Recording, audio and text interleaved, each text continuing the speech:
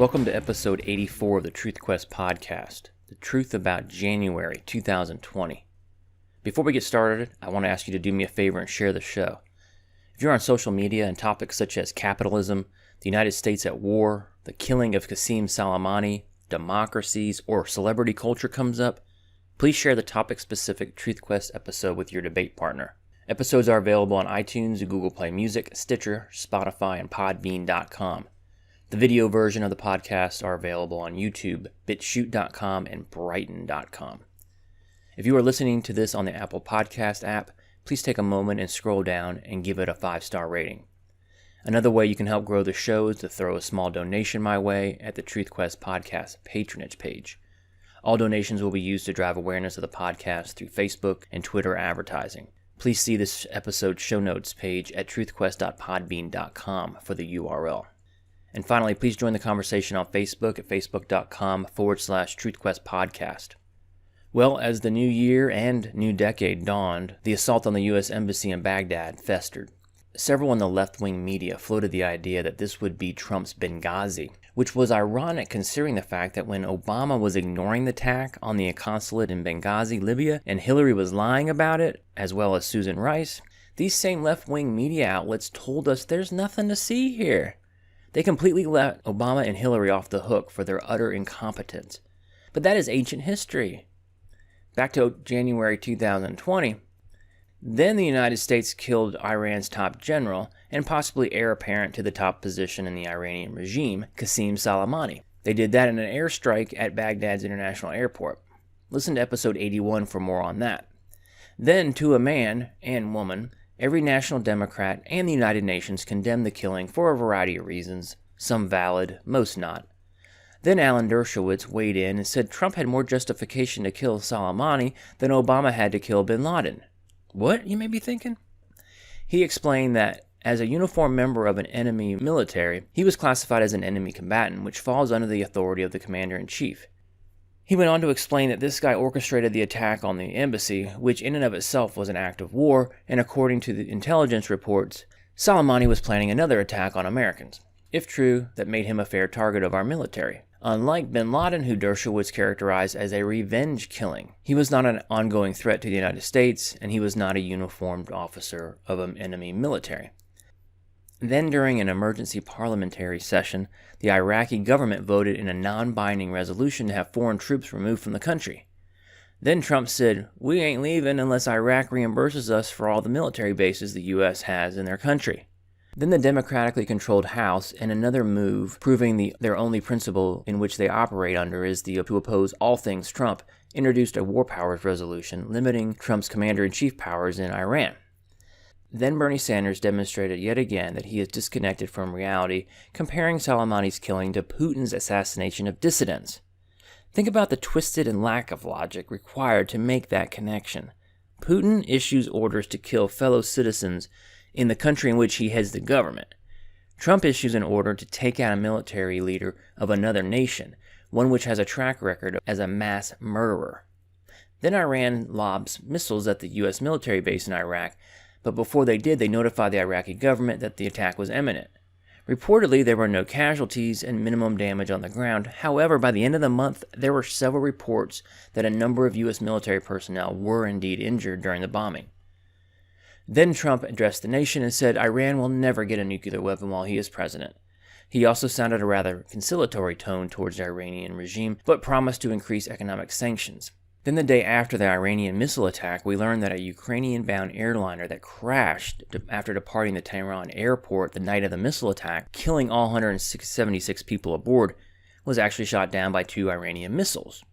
Then after 2 weeks, Iran admitted to accidentally shooting down the Ukrainian passenger jet. Then mass protests started in Iran calling for the ouster of the mullahs. Then Donald Trump's tweet to Iranians in Farsi expressing support for their protest of the Supreme Leader Ayatollah Khomeini had over 200,000 likes, making it the most liked Parisian tweet in social media history. Quote, "To the brave and suffering Iranian people, I have stood with you since the beginning of my presidency, and my government will continue to stand with you. We are following your protests closely. Your courage is inspiring." End quote. In a related story, former NFL quarterback and current desperate for attention social justice warrior Colin Kaepernick weighed in regarding killing of Qasem Soleimani. He tweeted, quote, "America has always sanctioned and besieged black and brown bodies both at home and abroad. America's militarism is the weapon wielded by American imperialism to enforce its policies and blundering of the non-white world. There's nothing new about American terrorist attacks against black and brown people for the expansion of American imperialism," end quote. Twitter erupted and educated Colin on the body count in the Middle East Muslims left in the 2 decades wake of Soleimani's reign of terror. Julian Castro, Marianne Williamson, and Cory Spartacus Booker all dropped out of the 2020 presidential race. Don't worry if you have no idea who any of those people were, or were even aware that they were running for president. Julian and Cory are dishonest, backstabbing partisan hacks with horrible policy ideas. Marianne is a successful entrepreneur, author, and self-help guru with terrible policy ideas, but at least her business should get a boost from the publicity. The Golden Globe Award show was hosted by comedian Ricky Gervais, who deliciously attacked his audience of celebrities over their hypocritical stances on climate change, Harvey Weinstein, Jeffrey Epstein, and their political views. His rant inspired episode 78, The Truth About Celebrities. Puerto Rico was hit by another earthquake. This one was a 6.4 magnitude. Nearly all the island's more than 3 million people lost power. Bushfires raged in Australia. The claim by liberals worldwide that climate change was the cause was quickly discredited when it became apparent that an arson epidemic was largely to blame. Over 180 people were arrested and charged with arson. Prince Harry and Meghan Markle, the Duke and Duchess of Sussex, announced they intended to step back from their royal duties and divide their time between the UK and North America. This was big news. Why? I have no idea. Who gives a shit about the British monarchy? Further analysis suggests it has something to do with Prince Andrew's dealings with the late pedophile Jeffrey Epstein. The Queen may be exiling the future king and keeping him away from the future revelations about Andrew. Time will tell.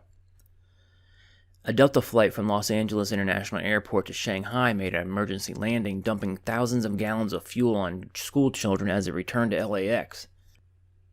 An undercover operative from Project Veritas filmed a rabid Bernie Sanders field organizer, claiming that cities will burn if President Trump is reelected this year, and that Trump supporters will need to be re-educated in gulags, similar to what Germany did to Nazified Germans after World War II. He suggested that billionaires in particular should be sent to gulags to break them of privilege. Another video showed a Bernie staffer talking about plans for extreme action even if Sanders is elected. Seems like communists just can't let their violent streak go. It's part of their ideology. The Democrats had their 7th presidential nomination debate. The most relevant story to come out of it was CNN's complete ineptitude to ask tough questions of anyone except Bernie.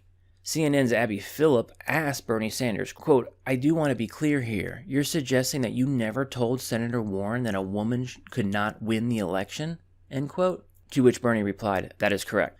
She then immediately addressed Warren, quote, "Senator Warren, what do you think when Senator Sanders told you that a woman could not win the election?" And Elizabeth Warren proved herself to be a backstabbing, lying piece of shit. After CNN did her bidding and after the debate was over, a hot mic incident occurred between Warren and Sanders. I'm sure it wasn't staged or planned.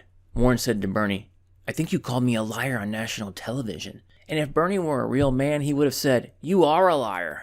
But just like he did during the 2016 race when he said, "Enough about the emails," during a debate with Hillary Clinton, he wussied out and said, "Let's not do this here." This guy wants to be president, but he's unwilling to confront his opponents. Why? Oh, well, because they are women, of course, and doing so would anger his woke constituency. Back to the impeachment of President Trump. Nancy Pelosi finally sent the articles of impeachment over to the Senate after holding the slam dunk case for 33 days. The articles were delivered in what can only be described as a funeral procession, with Adam Shifty Schiff and Sleepy Jerry Nadler leading the way. Chief Justice Roberts was sworn in to preside over the trial. Democrats bitched and moaned all month about bringing new witnesses to the Senate trial. Republicans argued that if you did not interview the witnesses as part of your impeachment inquiry, you can't bring them to the Senate trial. Go back and conduct another impeachment inquiry and interrogate those witnesses. Ken Starr and Alan Dershowitz joined Trump's legal team for the impeachment trial. Then a guy named Lev Parnas came forward and was represented by the lamestream media as yet another game changer. They're going to get Trump. Then another game changer. John Bolton's book was supposed to be the bombshell. Senate Majority Leader Mitch McConnell indicated that he was not able to wrangle enough wishy-washy Republicans like Romney, Murkowski, and Collins to end the debate over witnesses. But as the month ended, the Senate did vote 51-49 against a motion to bring more witnesses. More to come in February. The U.S. and China signed Phase 1 of their new trade deal, and like most things that come out of Washington is a bunch of smoke and mirrors. From what I've seen so far, it's a nothing burger. Vladimir Putin decided to rewrite the Russian constitution, adding provisions that would allow him to remain in power indefinitely. Something called the coronavirus hit China and then spread to the rest of the world. Here's a summary of the month's biggest story. There were 10,000 confirmed cases with 257 fatalities. UK researchers suggested about 76,000 were infected in Wuhan, China, where the virus originated. The impact of the virus, however, is not fully reflected because no one really trusts the numbers coming out of the Chinese government. The US and Japan advised citizens to avoid travel to China. Hong Kong schools were closed until early March. Singapore closed its border to China. More than 43 airlines canceled flights to China. There were about 1,000 suspected virus cases in India. The CDC started quarantining Americans coming back from China. Canada announced a fourth case in that country. Congresswoman and Democratic presidential not-so-hopeful Tulsi Gabbard sued Hillary Clinton for defamation when she called her a Russian asset.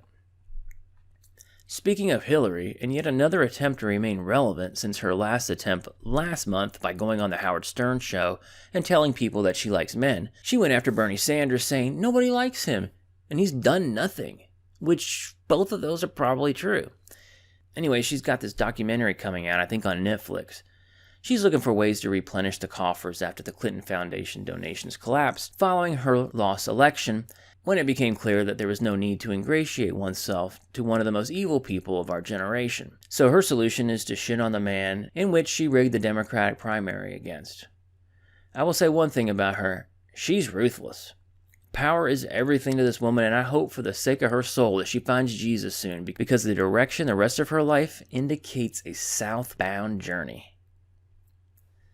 Trump killed it in Davos, Switzerland, as he hobnobbed with other world leaders and elitists. He delivered one of the best speeches touting how great America is while debunking the climate change fraud. Pretty remarkable. Joe Biden admitted that he is in favor of selective enforcement of American laws depending on what socioeconomic group you belong to and to which party that group tends to vote for. He openly admitted that illegal immigrants caught drunk driving would not be prosecuted under his administration. Not only is he a baboon's ass for basically telling every American citizen to suck it up if you get hit, maimed, or killed by a drunk illegal immigrant on your street, but he, as president, would have no authority to enforce state drunk driving and manslaughter laws. For a guy who spent his life as a lawmaker, he sure is impressively ignorant of the law. Elizabeth Warren was again exposed for the pandering fraud that she is. I mean, she is just a despicable person with no redeeming qualities. An Iowa voter waiting in line to get his picture taken with her asked Liz if he would be reimbursed all his expenses incurred paying his daughter's college education out of pocket. He explained that his daughter did not take out loans and therefore subject to Warren's don't know where the money will come from student loan forgiveness program, her method of using taxpayer dollars to buy the votes of millennials. Here's how the brief exchange went. The dad: I just wanted to ask one question. My daughter is getting out of school. I've saved all my money. She doesn't have any student loans. Am I going to get my money back? Of course not, Warren replied. So you're going to pay for people who didn't save any money and those who did the right thing get screwed, he asked. My buddy had fun, bought a car, and went on all the vacations. I saved my money. He makes more than I do. I worked a double shift, the man pressed before accusing Warren of not taking him seriously. You're laughing at me, he said. Yeah, that's exactly what you're doing. We did the right thing and we get screwed. I appreciate your time, Warren stated as he walked away. Did she really appreciate his time, exposing her lame-brained pie in the sky, throw everything at the wall and see what sticks shell, or shall I say shrill, of a candidate? Kobe Bryant and one of his daughters died in a helicopter crash in California. The celebrity worship culture was on full display. President Trump became the first sitting president to address the annual March for Life in Washington, D.C. Then he revealed his Mideast peace plan. The corruption of the Biden family was laid out for all to see during the course of the month. From his son Hunter to his brother James to his sister Valerie, all were proved guilty of at least nepotism and writing Biden's name from financial advantage, or at worst fraud. In the meantime, Biden is out there slurring his words, forgetting history, while running for the most powerful position on planet Earth. Oh, and then telling people, I'm making sure I pick a good VP because I'm an old guy. Then President Trump signed the USMCA trade deal. The Dow Jones was down 1.5% for the month. The S&P ended up down only 0.5%, while the Nasdaq was actually up 1.3%. The last trading day of the month had the Dow down over 600 points, S&P down 58, and the Nasdaq 148 points. All three indices climbed during the month, then showed dramatic drops the last couple of weeks of the month, with the Dow down 3.7% from its high. Remember all the Dow 29,000 talk? The S&P was down 3.2% from its high. The Nasdaq was down 2.7% from its high. The sell-off is being blamed on the coronavirus. Others claim the signing of the trade deal with China was the culprit. There's an old Wall Street adage, buy the rumor, sell the fact. Well, now that the deal is done, they're selling the market. Oh, and as the month's final hour fizzled, Britain finally left the European Union. Prime Minister Boris Johnson called Britain's departure a moment of real national renewal and change. When I reviewed my notes for the month of January, I marvel at President Trump's ability to get shit done. It is quite remarkable and funny, depending on your perspective, that while the Senate held its sham impeachment trial, the president held 3 rallies, killed an Iranian general, signed a trade deal with China, then one with Mexico and Canada, delivered a clear pro-American speech at the conference in Davos, offered up a Middle East peace treaty, became the first sitting president to address the March for Life, all the while trolling national Democrats and haters alike with his rhetoric about the greatest economy ever. Can't wait to see what February has in store for us. If you're looking for an easy-to-read reference guide to have on your desk or bookshelf that covers many of the topics tackled here on the TruthQuest podcast, grab a copy of my book, Critical Thinking, spelled with a P like Peter. The subtitle is The Lost Art of Critical Thinking and Common Sense in Politics and Public Policy. In it, I tackle dozens of public policy issues, from immigration and energy policy to the 17th Amendment and welfare. It's available on Amazon and anywhere books are sold. See this episode's show notes page at truthquest.podbean.com for more information. And finally, please join the conversation on Facebook at facebook.com/truthquestpodcast.